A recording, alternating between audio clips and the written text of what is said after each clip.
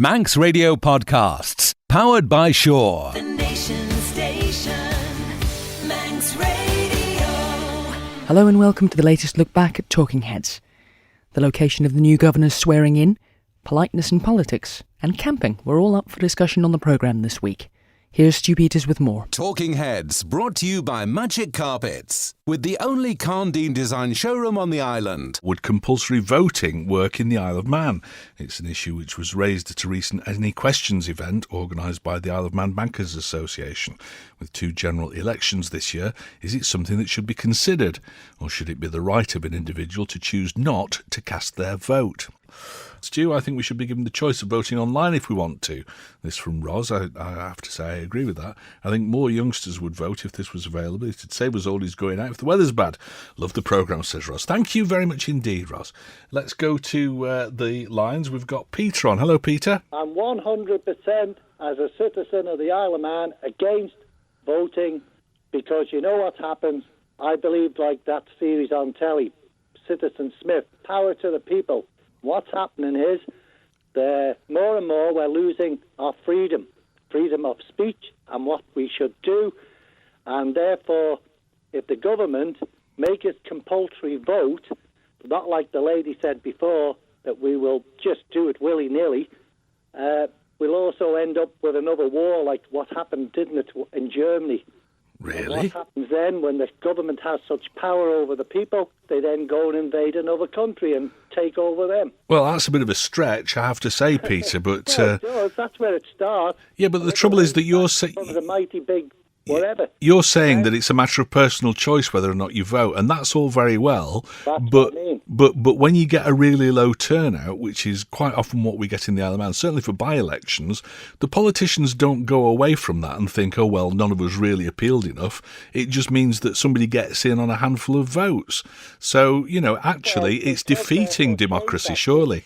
Like we had what do they call election, and they get in with no votes because nobody stood against them. Well, they could make it that, you had to have, say, out of 100%, 50%, or you don't get in. Now that's an idea, yeah. Yeah, and then it's up to the candidate to persuade the people of their constituency around the island, everywhere, to vote for them. Gotcha. Okay. That's it. That's not a bad idea. All right, Peter, thank you very much. Let's have a word with Sylvia, who's usually got some good ideas. Hi, Sylvia. I was just going to say that I lived under 3 different jurisdictions, and I wouldn't vote. My husband used to get cross with me. Right. But my argument was, it's nothing to do with me how they run their country. I'm not going to live here for the rest of my life. So I'm not going to vote. One vote can make a difference. Yeah, but you live here now, Sylvia, and you've lived here for a number of years, so why wouldn't you vote in the elections here? I do vote in the elections here because I'm Manx. Oh, I see, but you didn't when you were living elsewhere? No, I wouldn't, because I didn't think it had anything to do with me. Oh, well, I think that's fair.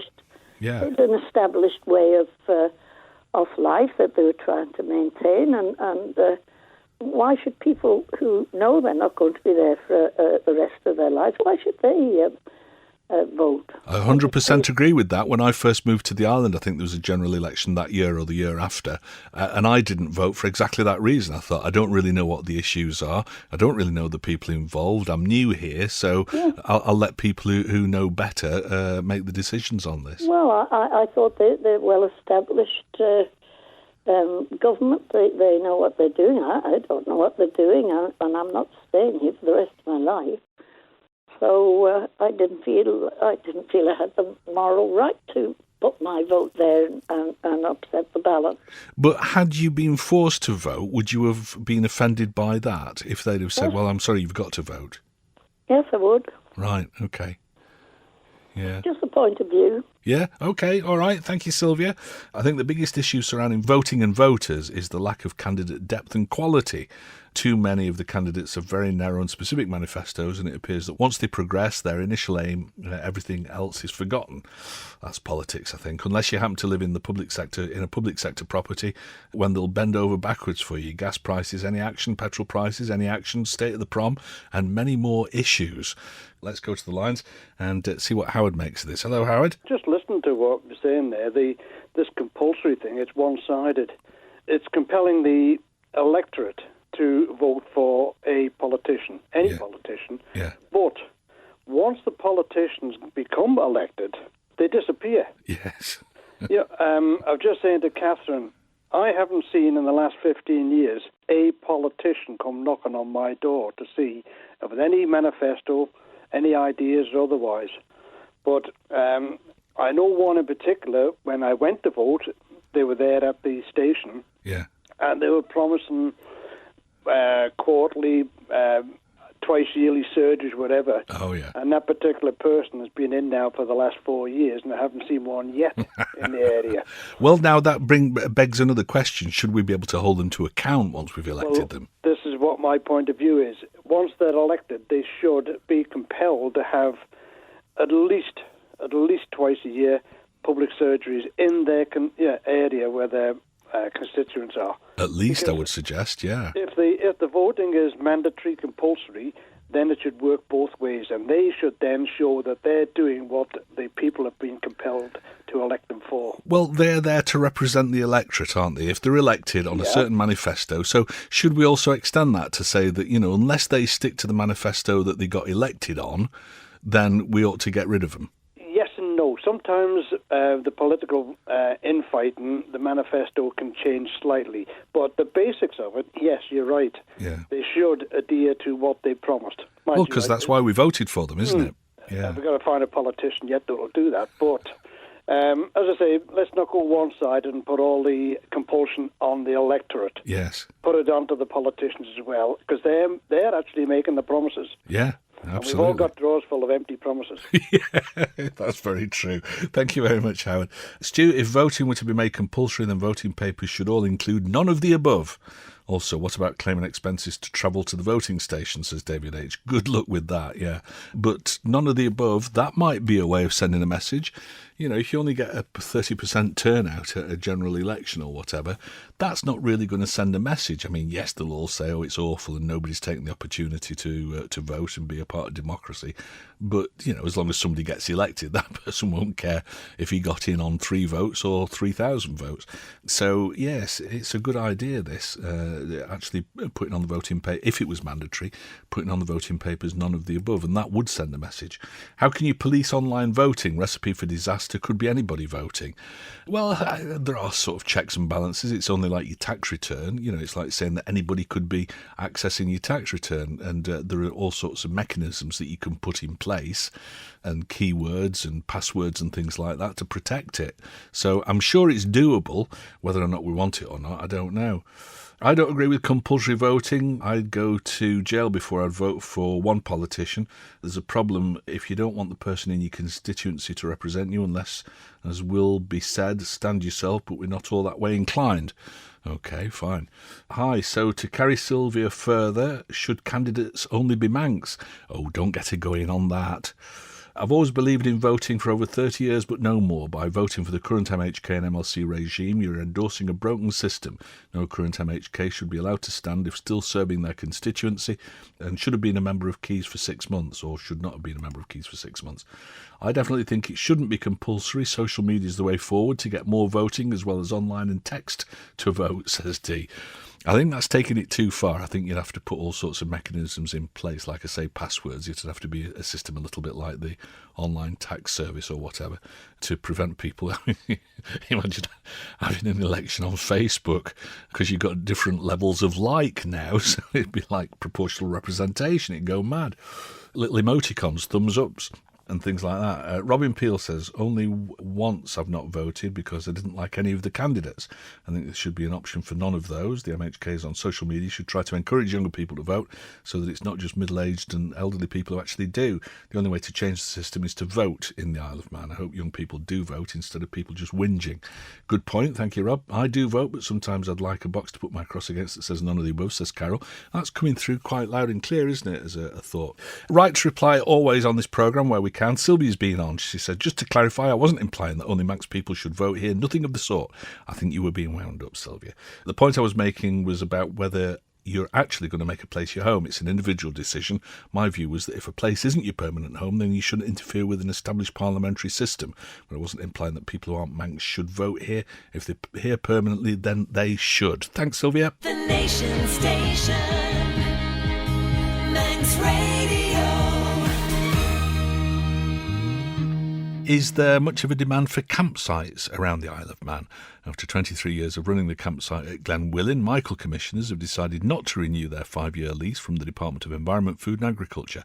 DEFRA is now responsible for the campsite. A public consultation put out by the department last summer showed that the public wanted the area within the National Glen to continue being used as a campsite. But Michael commissioners say it's no longer viable for them to run it. The Minister for Environment, Food and Agriculture says he's working to ensure Glenwillan remains operational under his department's care. What should the future hold for Glenwillan campsite? Does the island have too many campsites like that? Or is there real demand for these facilities outside of the TT periods? Let's go to the lines. We've got Jane on. Hello, Jane. Campsites are brilliant because it gives children the chance to get out and about with them, and locals as well. And Glenwillan is lovely because you can get to the beach. Yep. But it has to be run properly, and DEFRA have to, if they hand it over to the new people, they have to put that campsite in A1 condition before they get the new tenant in. I've been there once, I think, not to camp, but are you suggesting, Jane, that it's not in A1 condition at the moment? Well, that's what, has it got showers on it and things like that? There's a lot of the campsites that are there permanently have got. Yes. Now, if you're going into a business and you've got a fully repairing and what have you lease on the thing, including the trees, you want that when you go into it, you want it absolutely pucker. Yes. So that you will take it over in A1 condition, and then you can do the repairs as the time goes on. Right. You've made some money. Are you with me? I am. So the government needs to make sure that what they're offering a lease on has got some value to it. Yes. Yeah. Exactly. The campsite is fit for purpose, A1 condition, and then you can take it over and keep it to that sort of standard. Condition. Yes. Yeah, people expect quite a lot nowadays from campsites, don't they? It's not just a case of a big patch of green where you can park your caravan or your tent. They've got to have facilities, got to have showers and hookups and all that kind of stuff, and sanitation. Exactly. Yeah. And that needs to be there. If that's what the DEFRA want it to be, they have got to have that site in that condition, ready for the new owners to take over and start taking bookings. Or do a cheap lease where the understanding is that whoever's taking over the lease will do some leasehold improvements themselves. I suppose that's the other way to do it, maybe. That's the other way to do it, but I think it's better that the campsite is up to standard. There are so many new rules and regulations on everything. Yeah, health and safety is the bane of everybody's life. Absolutely the bane of everybody's life. Well, when you have to tell I was just thinking about this, Jane, earlier on, and thinking that, there are all sorts of developments these days in terms of camping. It's not just an old sort of ex-army tent, is it? That you've got these yurts, you've got log cabins and things. But I suppose it was always thus. I mean, I remember that my first visit ever to the Isle of Man was a very small boy. And when I first moved here, I thought it was one of the cottages at Groudle Glen, but it wasn't. Mum told me at the time it was Port Grenier, I think, where they had sort of chalets and things. So it's not new, any of this. No, it's not.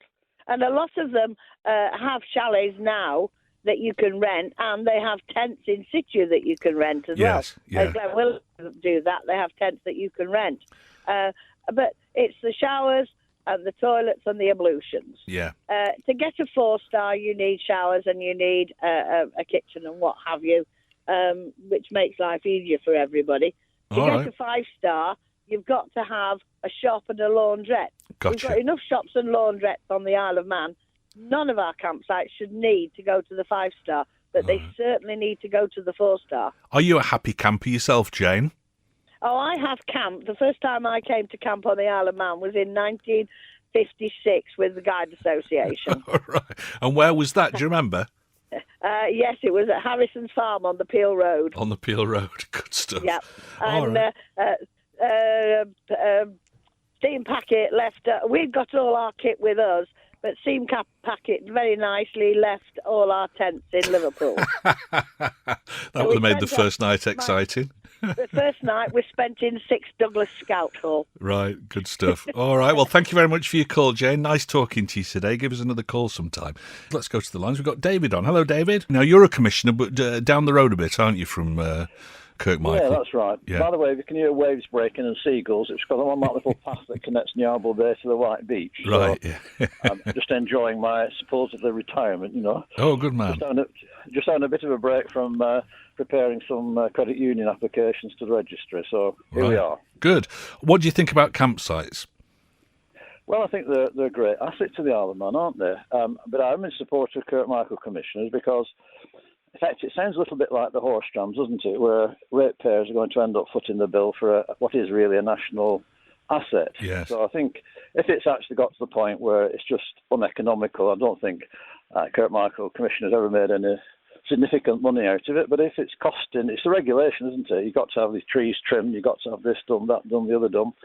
And if in actual fact standards are slipping around the island just for the sake of TT, it is a matter of all hail the TT, really, isn't it? I mean, we know it's important to our economy, but there are consequences when you cut corners, aren't there, really? Yeah, and it seems to me that this could be an answer to our problem, because we have this problem. Everybody says we need more hotel rooms, but actually for most of the year, a lot of them would lie empty, wouldn't they? So how do you do that? How do you provide enough places for people to stay when they come to the island without a lot of them not being financially viable? And I suppose that campsites are a good way to do that, in that, I would have thought that you could build these yurts and things and log cabins and things a lot cheaper than you can build a hotel.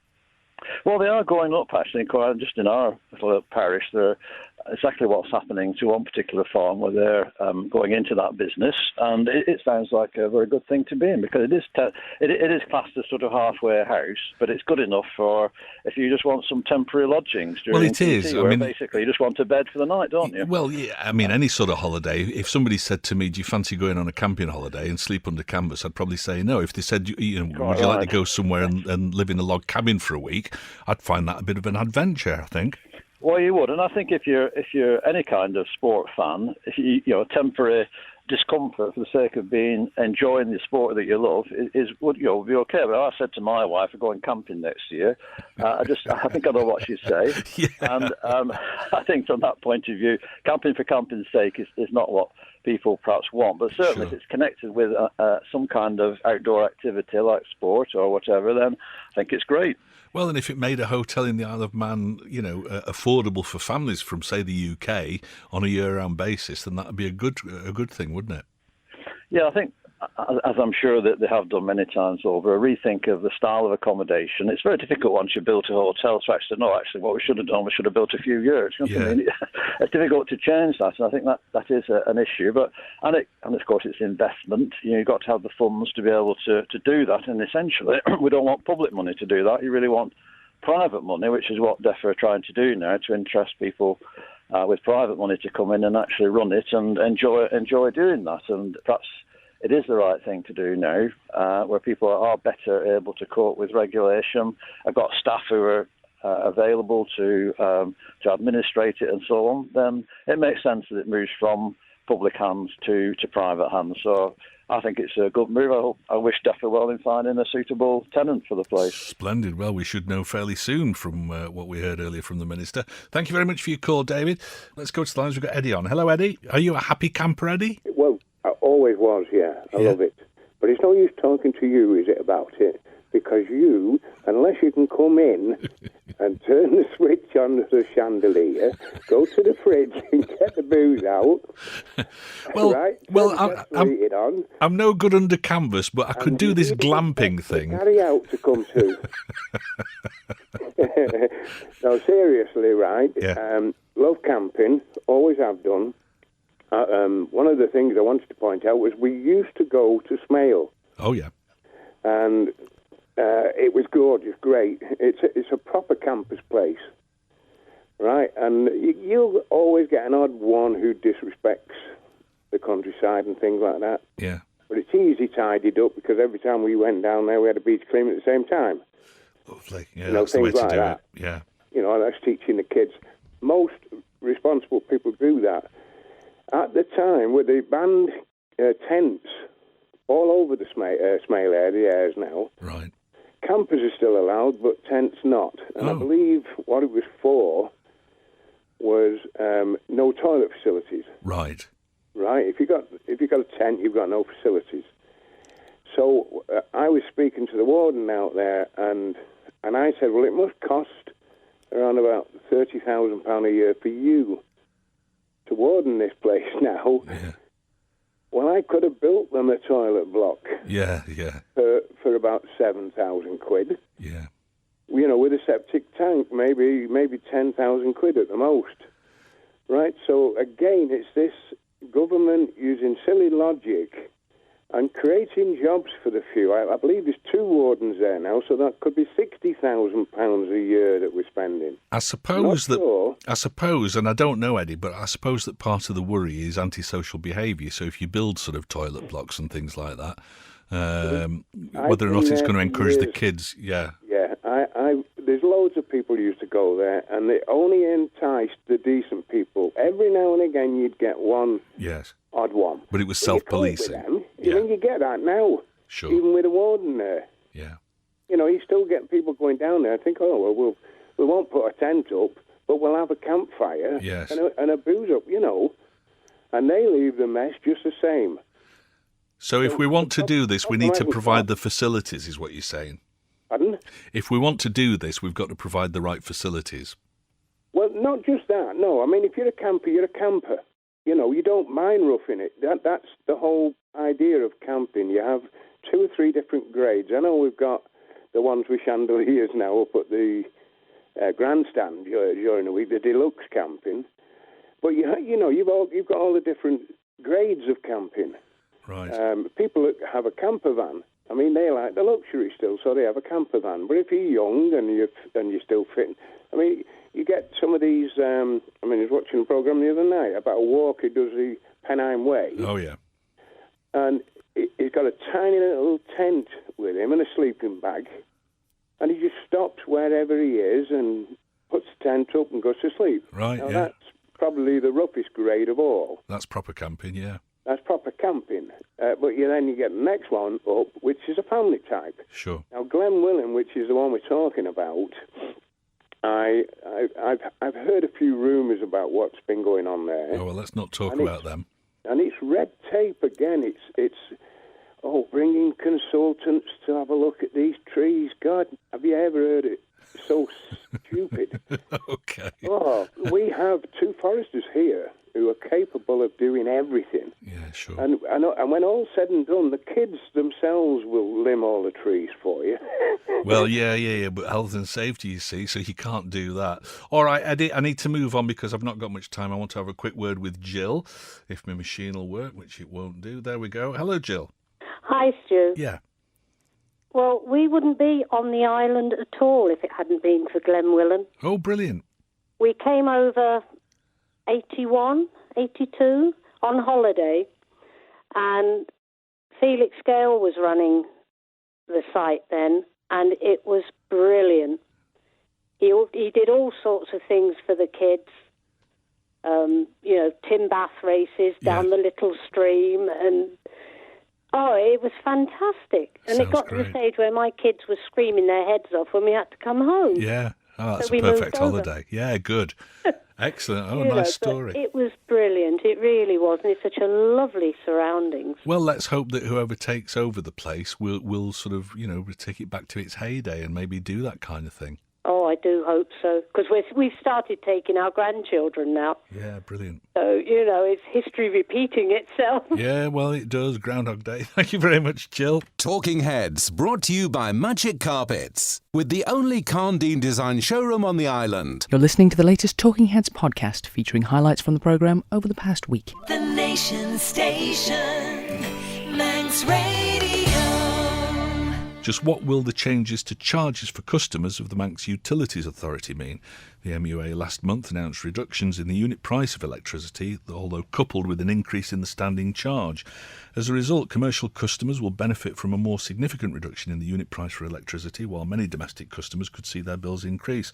The revised charges for electricity, water and sewerage come into effect from the start of April, so it's only a few weeks away. There'll also be a 2.3% increase in the water rate, and the sewerage rate will go up to 92 pence in the pound. But the announcement was met with some concern over the impact it may have on those on low incomes who avoid using a lot of electricity to try and keep their bills down. To discuss those changes and the reasons behind them, we're joined in the studio now by the chairman of the Manx Utilities Authority, Alfred Cannon, MHK. So, Alf Cannon, this is yet another set of price increases for hard-pressed consumers, isn't it? There's no way of making this good news, is there? Well, let's get the full facts out there, Stu. I mean, first of all, we recognise that the price of gas and oil have dropped considerably. So that has worked in our favour. So what we've done this year is we've tried to facilitate that as much as possible and to try to pass on the benefits where possible through to business and through to consumers. We've taken down the price of the unit charging for domestic customers. We've taken down the unit price for commercial customers. We've reduced the unit price for green tariffs, and we have done what we can in terms of unit pricing to benefit the society as a whole. Now, there has been an increase in the standing charge, as you're fully aware. That's gone up to 19.5 pence from 15 pence, which will, as a result, mean that most average users, domestic average users, will see a small increase of about £10, we estimate, in their bill for this year. Now, the reason why we could not go further in terms of delivering a much better cost reduction across the board for everybody was quite simply that we have been hit and given a significant increase in our charges from the Treasury Minister in his budget this year, including £2.8 million worth of increased loan charges, £1 million of additional public sector pension costs, and suffered another £1 million loss effectively in terms of the reduction and removal of our sewerage surplus, which was originally being funded from Treasury. So take all that together, automatically that £4.8 million in increased charges and costs wipes out the £4 million or so that we were benefiting from lower gas prices. Therefore, what we've been able to do is reduce unit prices. We've had to counterbalance some of that by increasing the standing charge. But our focus in deciding that, really, we've placed jobs and commercial activity as the key focus in terms of our support for the island going forward into the next couple of years. I take that on board, but as I said in the introduction, the fact is that a lot of domestic customers are going to see the prices going up. You would think that commercial customers could possibly afford to pay a little bit more, whereas domestic customers a lot can't. A lot of our high-end users really are around the sort of manufacturing industries, for example, where the margins and the profitability are far less than you might find, for example, in a financial business.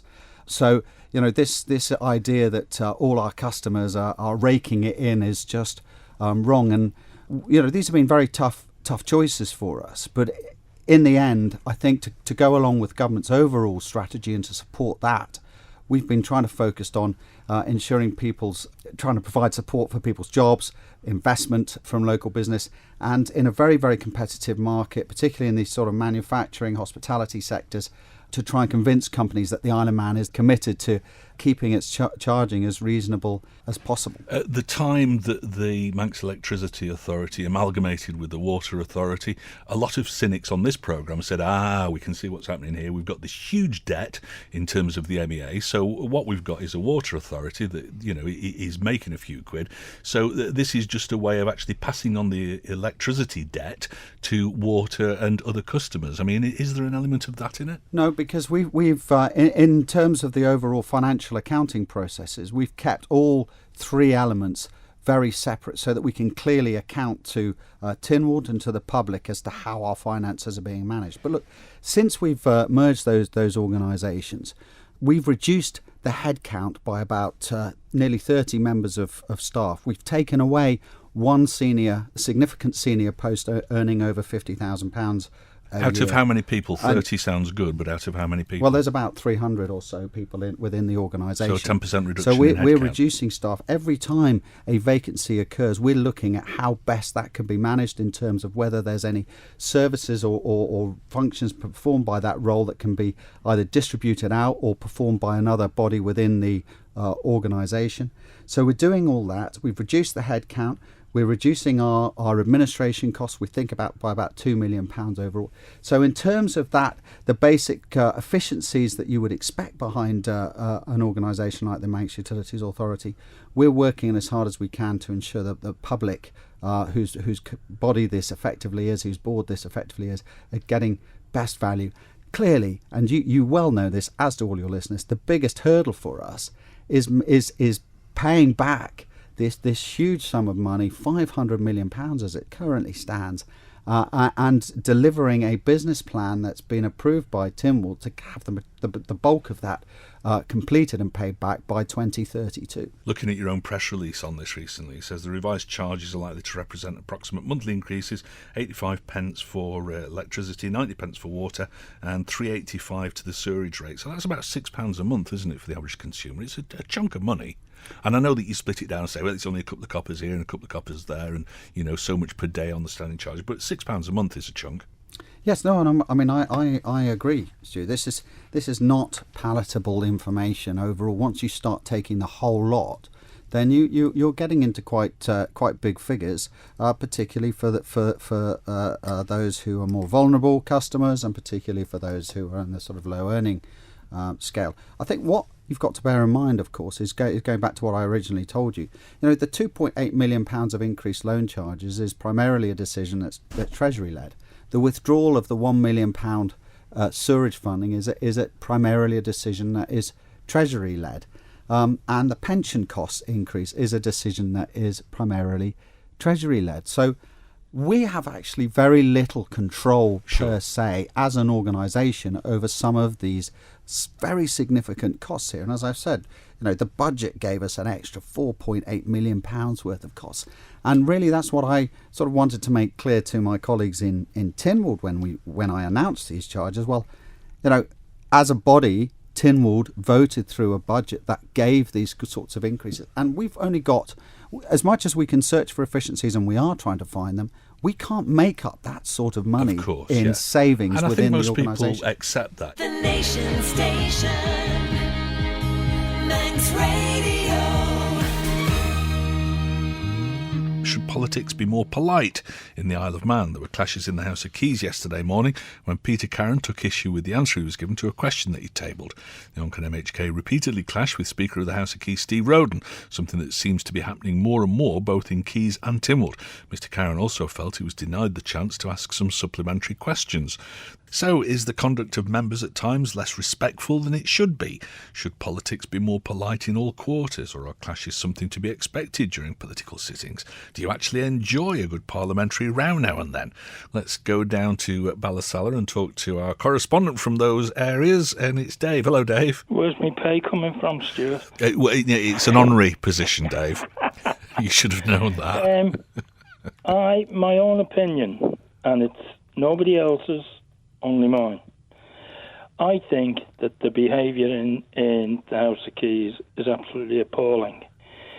It's blatantly obvious that they gang up on Peter and Kate. Yeah. And that's purely and simply because they are Lib Van. Okay? Now, as anybody else, they wouldn't get it. Do you think it's because they're Lib Van or just because they're backbenchers generally? No, I think it's because they're Lib Van. Okay. If they were ordinary backbenchers, wouldn't happen. But the thing is, if you listen to Question Time and you hear the insultative and dismissive way that they speak to Kate and Peter, it's disgraceful. Okay.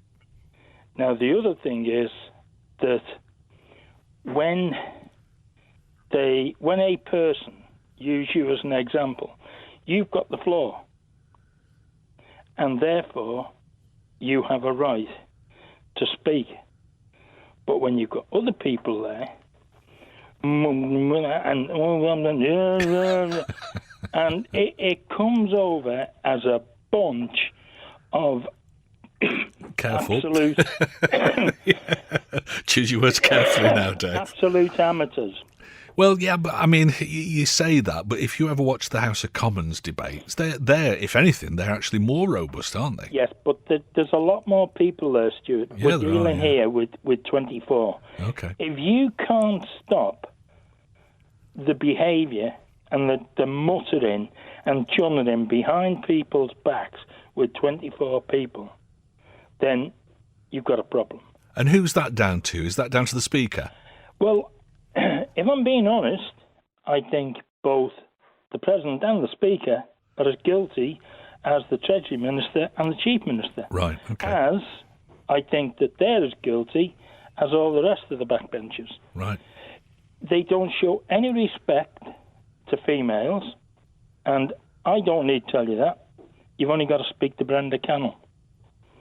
They've got no respect for them at all, and that is very, very poor. Right. You've got to allow people to ask the questions, and you've got to be, and no politician, and I don't care who he is, should have the right to turn around and say, I'm not answering that question. Right. Because I'll tell you what, if I was the Speaker, I'd say, well, you leave the chamber right now. Okay, but I mean, if you've not got the answer to the question that you're being asked, then surely that's an honest reply, isn't it? Stuart, they get their question papers before the meeting. Right, okay. So they can ask their people, their civil servants, to give them the information, and there's absolutely no need at all for any member, and I don't care who they are, and I don't care what position they've got, to turn around and say, I am not answering that question. So would it have been all right then, Freddie Tier, to have said, well, you know, it's too early to actually give you definitive figures, but, you know, we're talking about roughly X number of people. No, would that have been he should acceptable? have the information there. Okay. He is the minister. He is the top of the tree for that department. And whatever happens, it rises and falls right with the minister. All righty. I mean, yesterday, for argument's sake, a person, and I'm not going to name him, right, but a person stood up, gave an answer, and he said, I am not answering that question. Okay. Right there, the Speaker should have turned around and said, in that case, that question has been asked by a member. Yes. You leave the chamber. Right, okay, all right. So strong stuff and a firmer hand from the presiding officer, according to Dave. Thank you, Dave. Let's move on and have a word with our pal Tommy, who we've not spoken to for a while. Hello, Tommy. I just want to support me old pal Dave Macker there, Stuart. Oh, yeah. I talk about it when I'm out with the dog walking pals. Yeah. And we all agree that the way the Kate Beecroft is treated is absolutely disgusting. And do you think it's because she's Lib Van? Well, no, I think it's sexist, Stuart. Well, I mean, there have been lots of female politicians that I can remember over the years who were always treated with the utmost respect. Well, this one, isn't it? That's quite patently obvious, Stuart. I mean, I always say to my pals, if I'd have been in Tynwald, I was asked to stand, more than 30 years ago, Stuart. If I'd have been there, I would have stood up and said, Mr. Speaker, could I ask that honourable gentleman to apologise to the lady?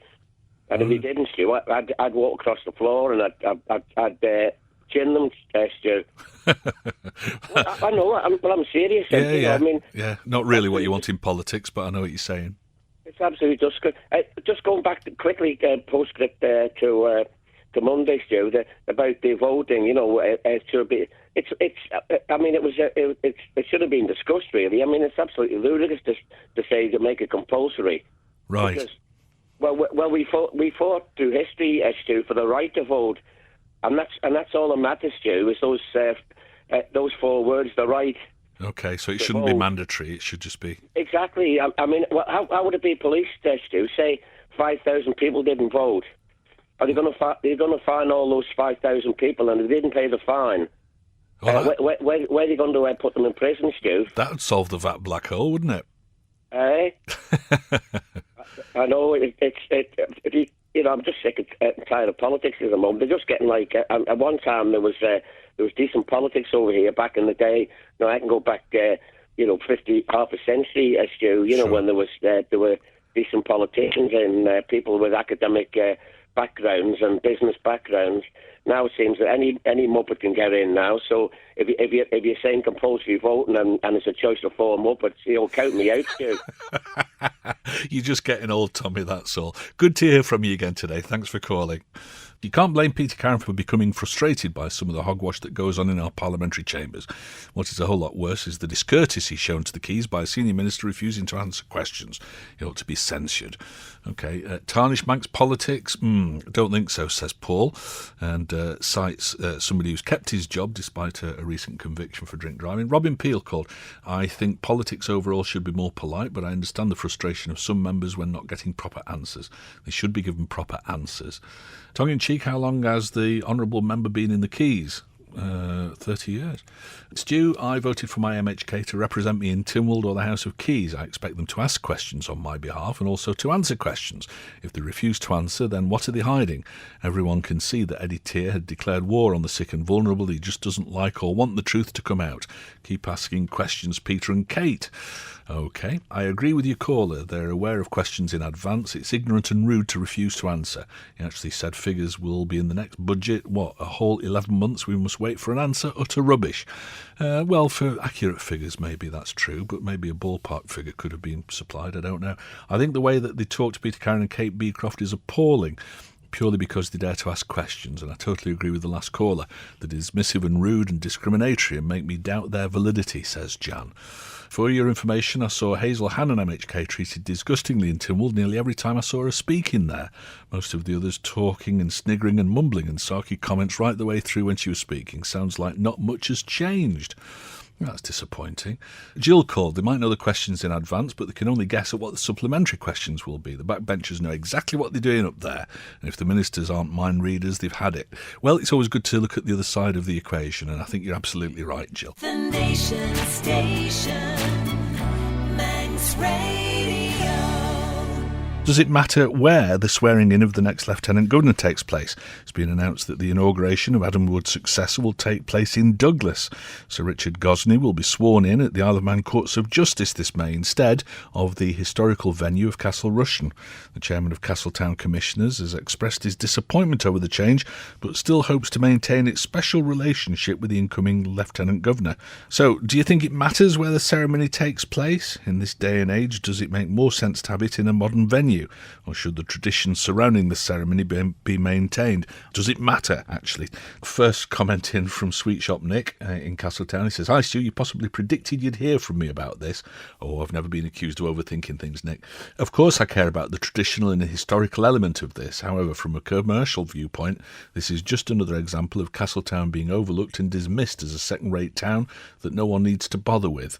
It's obvious that our commissioners don't care about the shop owners, and this is the prevailing view, not just mine. When events like this get cancelled or relocated, it simply damages our livelihoods even further. That according to Nick. I think we should stick with traditions no matter what cost, otherwise we'll end up with a very plain and black and white world. It's well known that a new governor is sworn in every 5 years, so how come it was allowed to fall into disrepair knowing it'll be required? Somebody's been a bit slack unless it's all been agreed elsewhere, says Ian. Oh, conspiracy theory. This from Cliffy says, who cares where he's sworn in? We don't need or want him. Our Castletown Commissioner's chasing a knighthood, says Cliffy. Hey boy, the best place to swear the new governor in is on Bucks Roads with the welcoming banner, welcome to the easy spoon-fed luxury 5 years of your life. An opinion from Frank. If you're going to be governor, I think you should be sworn in on Conister Rock. What, and left there? Could they not use the old House of Keys, asks Liz, in Castletown. Any suggestions for an alternative location for July the 5th Tynwald this year? Well, yeah, okay. If Castletown Commissioners want to boost their shares in Kiwi Cherry Blossom Polish, then why not get Mick Vanning to perform the ceremony at Hango Hill? idea from Frank. Somebody else had the same idea. How about Hango Hill? The way I see this is that we can't afford the money for the upkeep of one of the most important buildings on this fair isle, yet we can find £1 million plus that it cost the taxpayers to fund the English governor. Not right, in my opinion, and it's time for change. I hope the new governor has to wait his turn in court in between drug runners to show him what he's letting himself in for. Well, if he is, that's probably the last that you'll see of them. Is the swearing in involving God? Does she have to believe in the right God or not be an atheist? Asks David H. I don't know the answer to that, David. I would imagine that if we've got a Lieutenant Governor who's an atheist, then he can affirm rather than swear or whatever. I think that there's usually an opt-out clause, isn't there? Phil called, I think it should go to Tynwald Hill. That way we would use it twice a year rather than just once. That makes perfect sense as well. Yeah, what do you think about that? Use Tynwald Hill. Stu, Castletown would have been good. I think the atmosphere would have been better. But I'm not too concerned. I'm more annoyed. I like the way you've switched this. I'm more annoyed with Marks and Spencer's car parking machines. I had £10.90 in my hand this morning and couldn't get a ticket for £1.80. The machine just kept rejecting the coins, so I had to use my credit card, says Katie. First world problems, Katie. Correct me if I'm wrong. I wouldn't dream of it. But I do believe at one time the governor had the power to step in and stop individuals within government if they were stepping out of line. I think he still does that. I think with the current fiasco going on within Tynwald, these powers should be returned to the governor. I don't think he ever lost them, so that he can insist that any awkward questions put to members of Tynwald must be answered rather than sidestepped. Yeah, I mean, I don't know that he gets involved in the nitty-gritty, but he's the Queen's representative. He's the UK government's representative, effectively, on the Isle of Man, and the UK is responsible for our good governance. And I think if there's any question of that going horribly wrong, then I think the governor does step in. Stu, how has the swearing in of the new governor come as a surprise, asks Pete. I don't think it has, Pete, in fairness. I expect that it's something that we've been talking about for a while, about where they were going to do it and all the rest of it. And it is still a couple of months away, so, you know, we are talking about this well. If it was tomorrow and it had only been announced today that it wasn't going to be at Castletown, then fair point, but no, I don't think so. Talking Heads, brought to you by Magic Carpets, with the only Carndine design showroom on the island. That's it for the latest look back at Talking Heads. Our thanks to everyone who took part in the programme. If you'd like to get involved in the discussion yourself, you can call, text or email between midday and 2 p.m. on weekdays, or share your thoughts at any time on the Facebook page. That's Talking Heads with Stu Peters. You can listen back to each day's programme in full using the on-demand section of manxradio.com, and the website's also where you'll get an update of what's being discussed each day on the programme. You can also keep up to date with that information by liking the Facebook page or following Stu Manx on Twitter. And if there's anything you think we should be discussing on the programme, get it to us by emailing talk@manxradio.com. But that's it for now, so until next time, goodbye. Don't sit in the slow lane. Join the fast lane right now with Shaw's all-new Superfast Plus broadband. Enjoy more bandwidth, amazing speeds and the best value on the island from just £23.95 per month. So don't be left behind. Get a piece of the high-speed action with Superfast Plus broadband from Shaw. For details, visit our stores in Douglas, Ramsey and Port Erin or click shaw.com. Love being Shaw. Terms and conditions apply.